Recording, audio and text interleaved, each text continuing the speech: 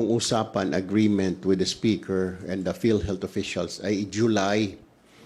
Pero kahapon po, inaprubahan po ng board nila, lumalabas po na this April po, libre na po ang mammogram at saka ultrasound for the breast para sa mga kababaihan po na miyembro ng PhilHealth at yung kanilang beneficiary. Kung may mga anak po sila na babae, pwede na pong magpatingin.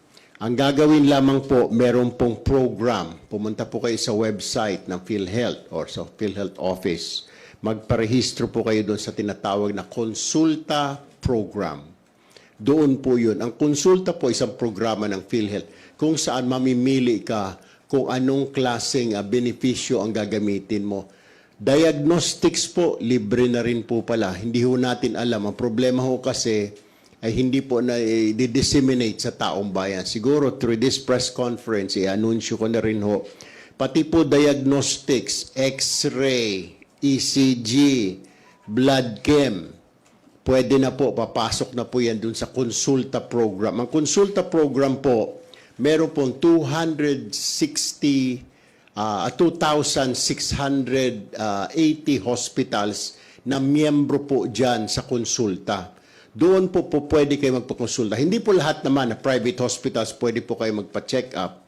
Meron lang po na listahan. So you can go to the website, yung pinakamalapit po na ospital ninyo, puntahan ho ninyo yon at kung kayo po nakapagparehistro sa konsulta, libre na po ang inyong mammogram, libre po ang inyong chest, ultrasound, breast ultrasound.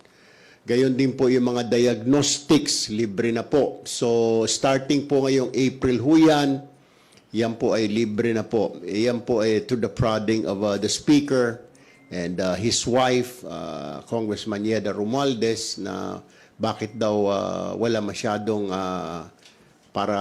kasi ngayon, for now, ang mammogram, pag may breast cancer ka na useless naman yun. Dapat to prevent the breast cancer.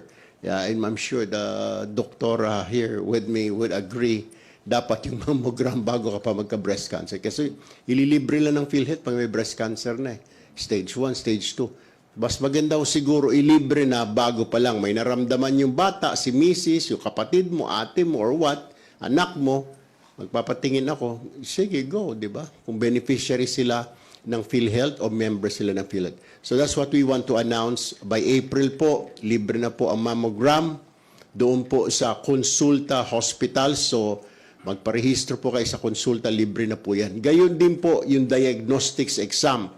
Sa mga lalaki, magpa-ECG, blood chem, kasama po yan. Punta lang ko kayo sa website ng PhilHealth or sa nearest PhilHealth office at makikita po ninyo kung ano-ano po yung mga hospitals. Dito sa Metro Manila, marami pong mga hospitals na miyembro po ng konsulta ng PhilHealth. Yun lang po. Salamat po.